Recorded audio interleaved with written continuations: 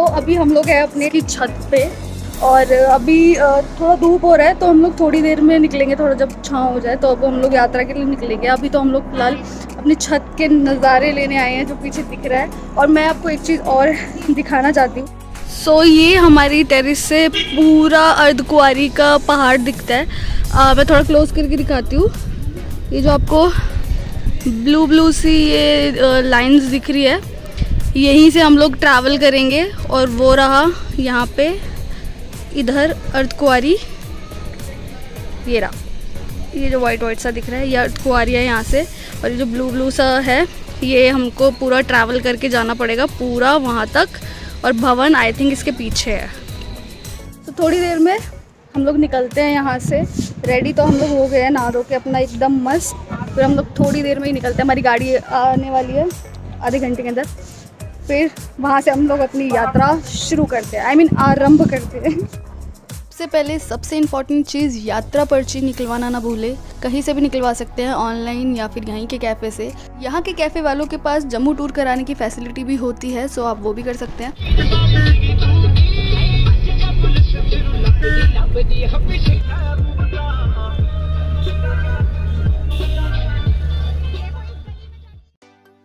हम हैं अभी कटरा मार्केट में। यात्रा शुरू करने से पहले हम लोग यहाँ पे माता रानी को चढ़ाने के लिए चोला छतर वगैरह ले रहे हैं। और ऐसी दुकानें आपको पूरे रास्ते भर में मिलेंगी, तो ज़रूरी नहीं है कि आप यहीं से सामान खरीदें।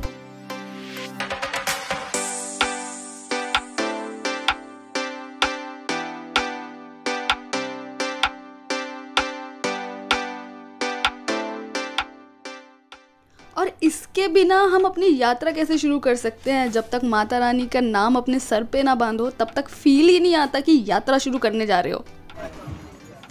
जोर से बोलो जय माता दी। ये हमारे साथ सस्ता शाहरुख खान चल रहा है। ओए इधर तो देख, पूरा देख। ओए ओए ओए पता है।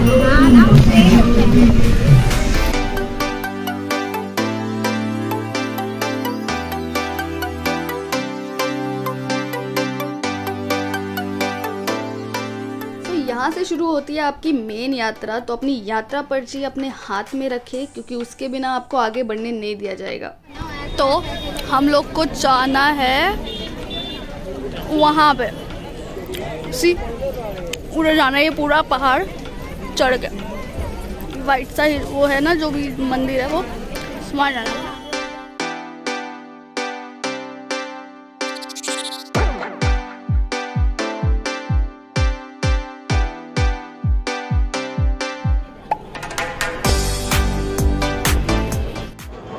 फीमेल होने का फायदा। एंट्री करते ही थोड़ी दूर चलने पे ही आपको ये गुलशन कुमार का लंगर देखने को मिल जाएगा, जो यहाँ पे सालों से चल रहा है। और यहाँ पे वर्ल्ड बेस्ट कढ़ी चावल मिलते हैं।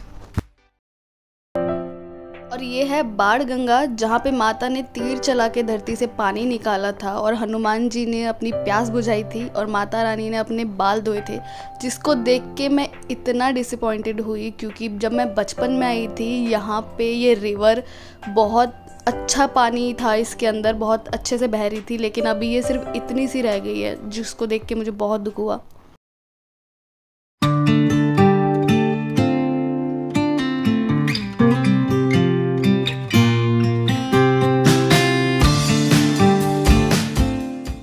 यात्रा में मदद करने के लिए यहाँ पे बहुत सी फैसिलिटीज़ है, जैसे पोनी यानी खच्चर, बच्चों के लिए ट्रॉलीज वगैरह है और पालकी वगैरह की भी सुविधा है। अगर आप नहीं चल सकते तो आप ये सब कर सकते हो, लेकिन आई सजेस्ट यू कि पैर सलामत है तो पैदल ही यात्रा की जाए, ना कि किसी को तकलीफ देके।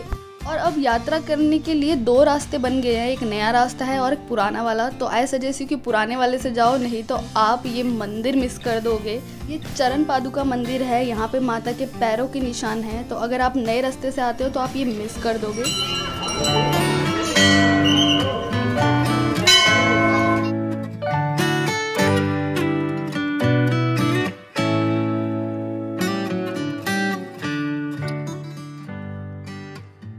सजेशंस में एक सजेशन और कि अगर गर्मी के मौसम में आप आए हो यात्रा करने के लिए तो आप शाम के टाइम ही अपनी यात्रा शुरू करें।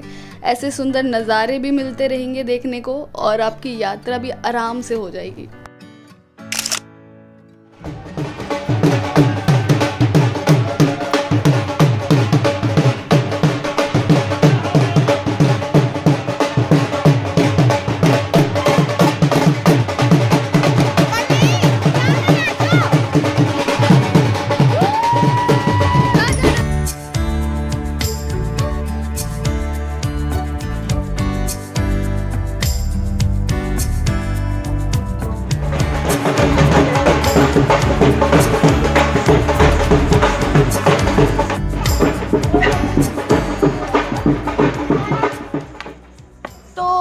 की हो गई है अभी हालत टाइट। उल्टा चलती हूँ, लाइट नहीं आ रही थी। ऑलमोस्ट हम लोगों ने पार कर लिया है रास्ता। यहाँ पे बोर्ड नहीं है कि कितना किलोमीटर आपने क्रॉस कर लिया है, हमें दिख नहीं रहा, एक्चुअली है ही नहीं। बाकी हम लोग थोड़ा सा रह गया, उसके बाद हम लोग भवन तक का रास्ता जो है वो 2 घंटे का है, पर हम लोग अर्धकुंवारी पर रुकेंगे। अर्धकुंवारी से हम लोग आई थिंक मॉर्निंग में आगे का ट्रैवल करेंगे। जय माता दी, जय माता दी, जय माता दी, जय माता दी, जय माता दी, जय माता दी, जय माता दी, जय माता दी। रास्ते भर में आपको पानी की फैसिलिटीज़ भी है और खाने पीने की फैसिलिटीज़ भी है।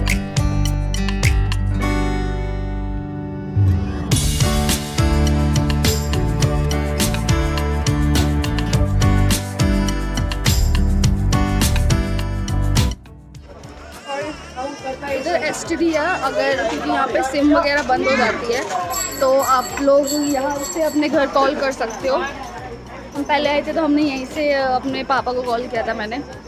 तो अगर यहाँ की लोकल सिम भी मिलती है, अगर क्या नाम आपने वो नहीं लिए तो आप यहाँ से कॉल कर सकते हो।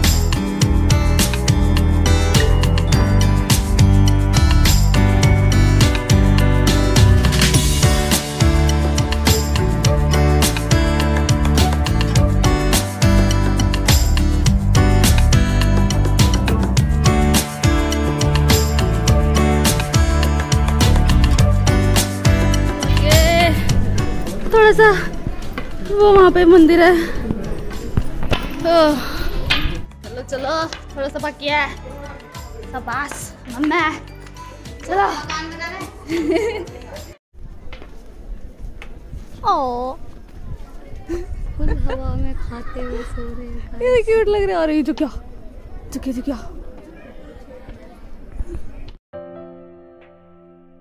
इन्हें देख के ऐसा लगा कि साक्षात हनुमान जी के दर्शन हो गए। सो फाइनली हम लोग पहुंच गए अर्धकुंवारी। हम लोग 7 बजे निकले थे और अभी बज रहे हैं 1, तो अराउंड हमारे को 6 घंटे हो गया है ना। 6 घंटे से हम लोग पूरा अपना ट्रैक कर रहे थे और हम लोग फाइनली, लाइट दे दो मुझे, फाइनली थैंक्स फाइनली पहुंच गए हम लोग। इसे गर्भजून भी बोलते हैं क्योंकि यहाँ पे बोलते हैं कि क्या नाम है, माता यहाँ पे 9 महीने रुकी थी, भैरव बाबा के उनके पीछे पड़े हुए थे, ऐसा कुछ स्टोरी है। तो क्या नाम है, इसलिए वो यहाँ पे 9 महीने उन्होंने तपस्या की थी। ब्रेक, यहाँ तो मैं बहुत जल्दी में हूँ, लेकिन यहाँ की कहानी आपको विस्तार में ज़रूर सुनाऊँगी। भैरवनाथ नामक राक्षस माता रानी को मारने के लिए उनके पीछे पड़ा था और माता रानी उनसे बचने के लिए एक गुफा में जा छिपी थी, जहाँ पे उन्होंने 9 महीने तक तपस्या की थी। तो ये वही गुफा है जिसका नाम गर्भजून है। तो अगर आप वैष्णो देवी की यात्रा पे आए हो तो यहाँ की लंबी लाइन देख के आगे मत बढ़ जाना, क्योंकि ये जगह वर्थ इट है। अगर आप इसके अंदर जाते हो तो आपको एक ऐसा एक्सपीरियंस मिलेगा जो बहुत सुंदर है, क्योंकि ये अंदर से दिखने में एकदम ऐसा है जैसे कि आप किसी के पेट में हो। लाइक वही एक्सपीरियंस है जैसे कि एक बच्चा माँ के पेट में होता है, तो वही एक्सपीरियंस आपको इसके अंदर से निकलने पे मिलेगा। और ये यहाँ पे धर्मशाला है और कहीं पे भी मतलब कोई भी, सब जगह भर चुका है, सब कुछ भर चुका है और हम लोग भी ऐसे ही यहीं पे बैठे हुए हैं। गर्भजूनी हमारे एकदम पीछे ही है और गर्भजूनी में जाने के लिए भी आप लोग को यहाँ पे पर्ची कटवानी पड़ेगी और ये पर्ची भी आपकी यात्रा पर्ची को देख के ही दी जाएगी, तो यात्रा पर्ची संभाल के रखें। आधा सफ़र हमने कर लिया है और यहाँ से आगे नेक्स्ट व्लॉग में बढ़ेंगे। So stay tuned and till then take care, bye bye, piece.